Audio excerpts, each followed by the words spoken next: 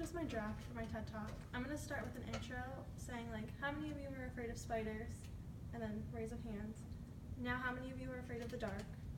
Okay, that's common because these are all known as fears, more specifically your childhood fears. And then according to a child-adolescent book, it is a fear that's an immediate alarm reaction to a current danger or life-threatening emergency.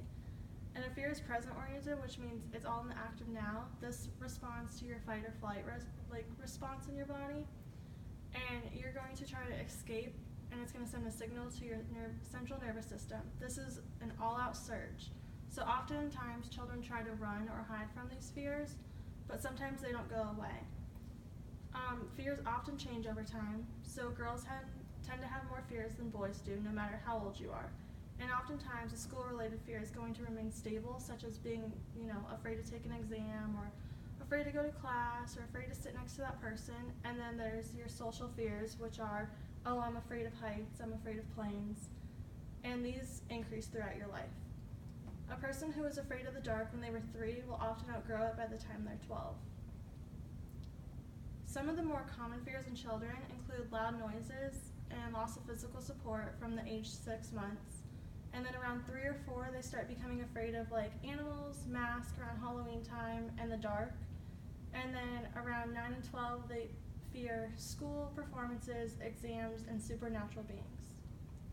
But when these fears are often left untreated or unrecognized, it turns into anxiety, which is known as a mental illness.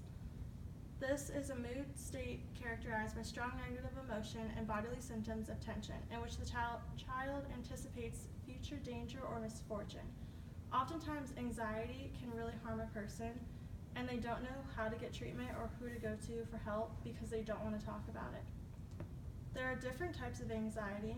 This includes separation, generalized, social, obsessive-compulsive disorder, and panic attacks. And then I'm going to go through and explain each of the types of anxiety and how that they can affect a person's life. And then there's different symptoms that a person will reach throughout each of these anxieties, and they're physical, cognitive, and behavioral.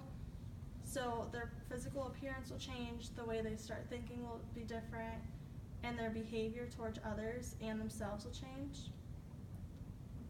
And then I'll go into explaining normal anxieties. So the various types are usually evident by age 4.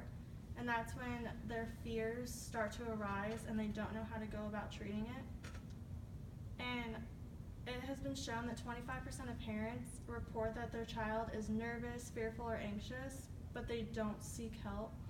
So through this talk, I want to explain how you can tell your child has anxiety and how you can treat it and get help.